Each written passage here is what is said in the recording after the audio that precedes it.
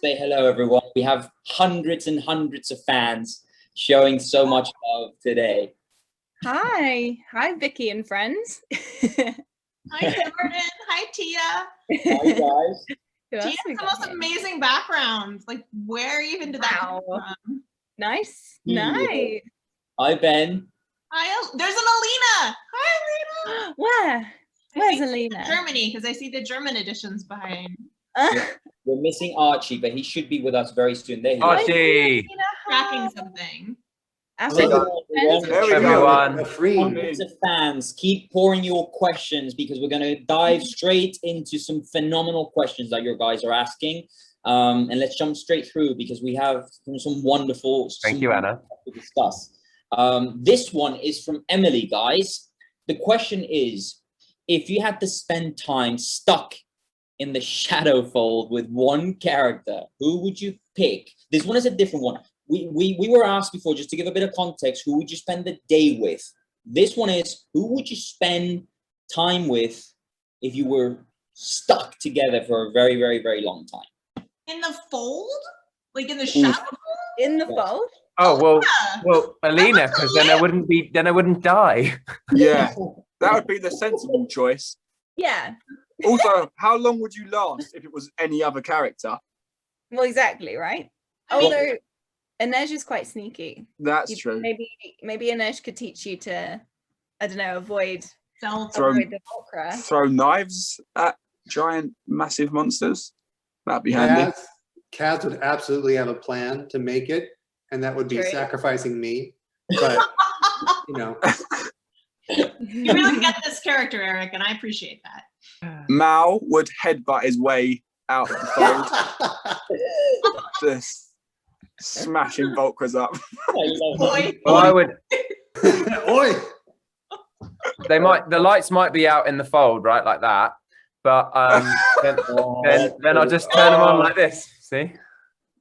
I feel like this is dad joke Darkling. You just sit around and do that all day. I just got this plug thing yesterday, and it makes me really happy. I know you've been sitting there doing that over and over again.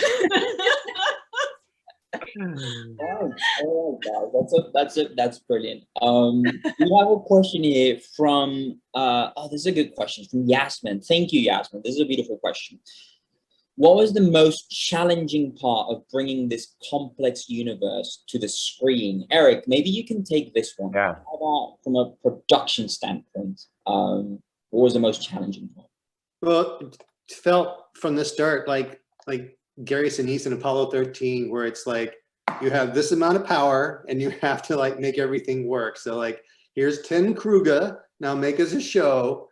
And so trying to figure out how we could make that all work was like ridiculous. But I imagine like realizing the shadow fold was the most complex, and we all had various ideas of how it would look like. And once we saw those realized, we realized we were all wrong. And so had to go through a lot of R&D to get to where we were. But I guess one of the breakthroughs really was with Ted Ray, my VFX supervisor. He showed me these amazing like solar photography imagery of just like the surface of the sun.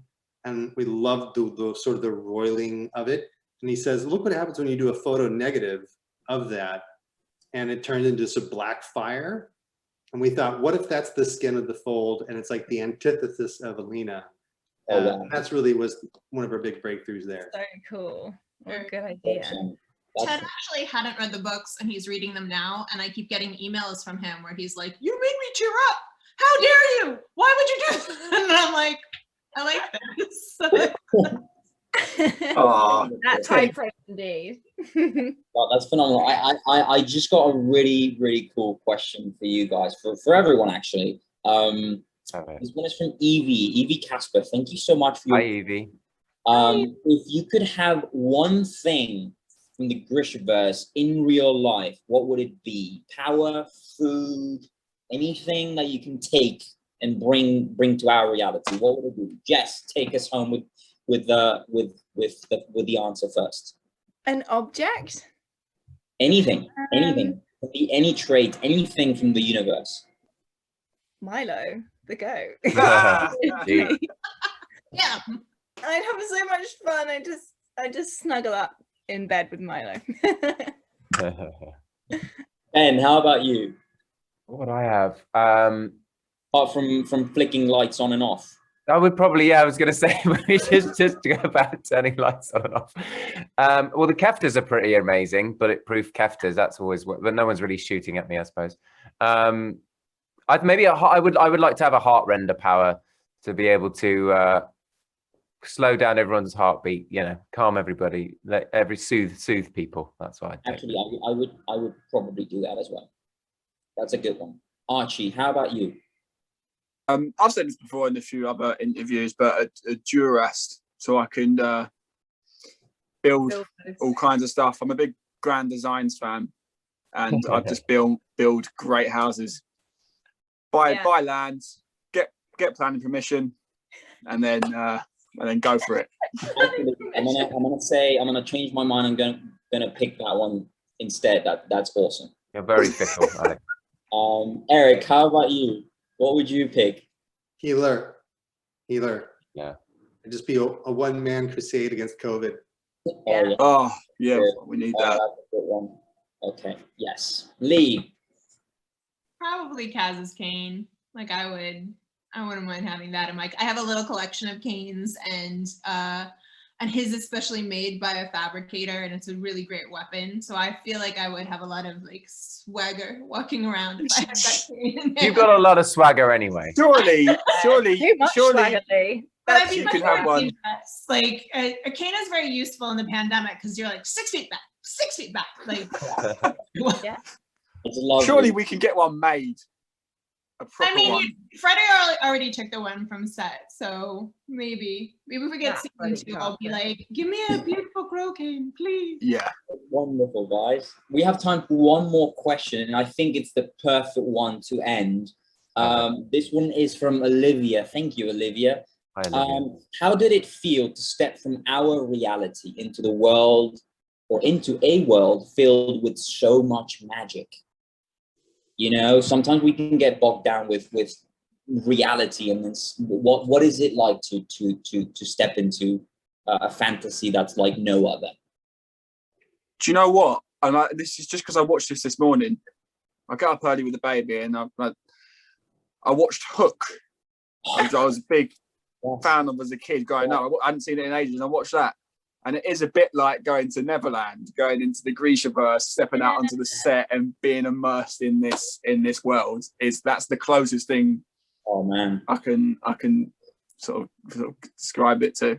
Brilliant. That's a good discussion. You know what? I think that fantasy is always used as allegory for our own world, and these powers are all representative of powers that we all really actually have. You're all magical. This is cheesy, but you're all magical people with magical. Yeah, stop it, Arch. And you all have the power to make other people's lives better in some way or another. So just use our own real magic, I reckon. But we do. Listen, listen, Ben. In your defense, I'm going to say something, and it might be cheesy as well. But we do need cheesy in today's world. Cheese. Yeah. Jeff, Cheese and crackers. how about you, Jeff? No cheese for me, please. Sorry. No dairy. Vegan cheese? Vegan cheese, fine. How's it been for you to step into the magical world? How's it been? For me? Yeah. Mm-hmm. Yeah. Oh, it's been so fun. I mean, we all grow up, don't we, reading fairy tales and playing make-believe, and we get to do that for a job. So that's really amazing. And it's nice to, like you were saying, just escape from our own lives for a bit, whether we're acting in it or watching it, and just be somewhere else for a bit. I think it's super nice.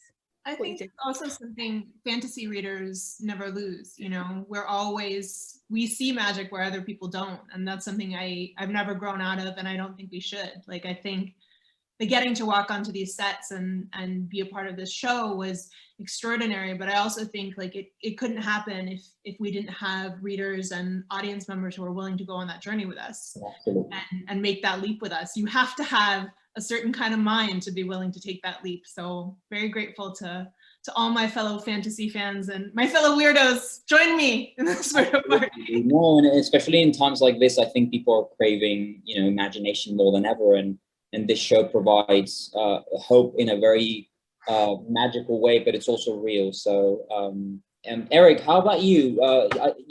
In terms of your position, you oversee this world, and how is it to go from reality to literally a POV of seeing the whole thing?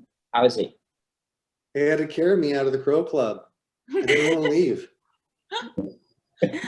I do have a picture of Eric on the last day. I should share it, where you're just looking mournfully at one of the tables, like the crow. It's just him, like, "Hello, darkness, my old friend." Like, he's just like he's looking into the abyss. All right, guys, thank you so much. Now we've come to a really special part of our event, and before we say goodbye, I'd like every single fan that's listening to us right now to take your phones out, do screenshots, take photos, and we send you so much love. We feel you all. We cannot hear you, but we definitely feel you. So thank you so much, and to our wonderful cast and our wonderful creators. Take a moment to see so many amazing faces that they've shown up to see you, and take it all in, because what you've done is incredibly special. So thank you so very much. Oh, so many Hi, nice everyone. faces. Throw up See some. ya. You're amazing. Love you. We love you so much. You guys. Love you. Love you. Bye. Amazing. We love you. Love you. You're amazing. So much. Thank you so much, guys. Just so yes. Love you, Dan. Vamos, Love you. seis.